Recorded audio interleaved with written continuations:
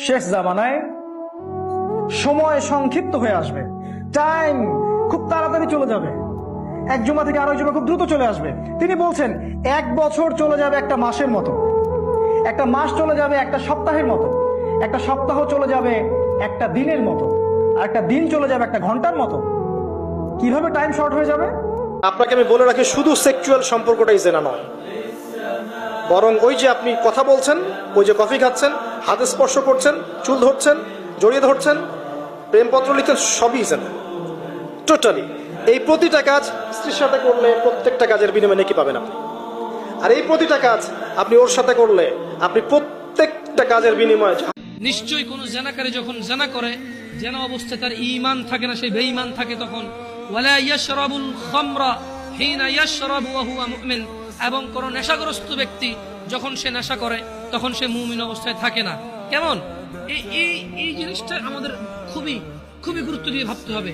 যখন কেউ জেনা করে, মুহাম্মদ সাল্লাল্লাহু আলাইহি ওয়াসাল্লাম বলেছেন যে তখন তার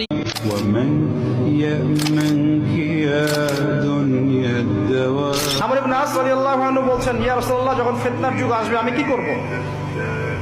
নবী সাল্লাল্লাহু আলাইহি ওয়াসাল্লাম বলছেন, তখন তুমি কম কথা বলবে। 1 নাম্বার, তুমি বেশি মানুষের সাথে কথা বলবে না। 2, তুমি বেশি মানুষের সাথে মেলামেশা করবে না। 3, তুমি ঘরে থাকবে, বাইরে। জেনা মানে শুধু ফিজিক্যাল রিলেশন নয়, জেনা মানে রাতের বেলা জেগে কথা বলাও, অনলাইনে চ্যাটিং করো, আপনার বান্ধবীর সাথে কফি খাওয়াও, সবকিছুই জেনার অন্তর্ভুক্ত। এগুলো ছাড়তে পারলে আল্লাহ পাক আপনার দোয়া কবুল করবেন। ওইভাবে যে 3 জন ব্যক্তি গুহায় আটকা পড়েছিল, মনে আছে? আপনাকে আমি বলে রাখি, শুধু সেক্সুয়াল সম্পর্কটাই জেনা নয়, বরং ওই যে আপনি কথা বলছেন, ওই যে কফি খাচ্ছেন, হাতে স্পর্শ করছেন, চুল ধরছেন, জড়িয়ে ধরছেন, প্রেমপত্র লিখছেন, সবই জেনা টোটালি।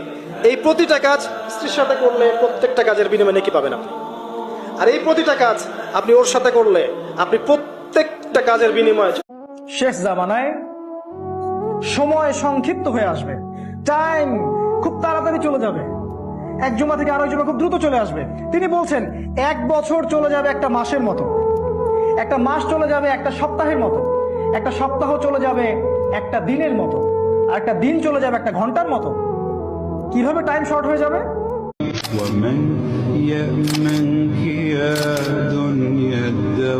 আমর ইবনে আস রাদিয়াল্লাহু আনহু বলছেন, ইয়া রাসূলুল্লাহ, যখন ফিতনার যুগ আসবে আমি কি করব?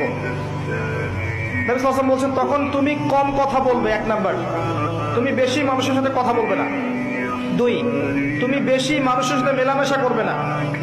3, তুমি ঘরে থাকবে।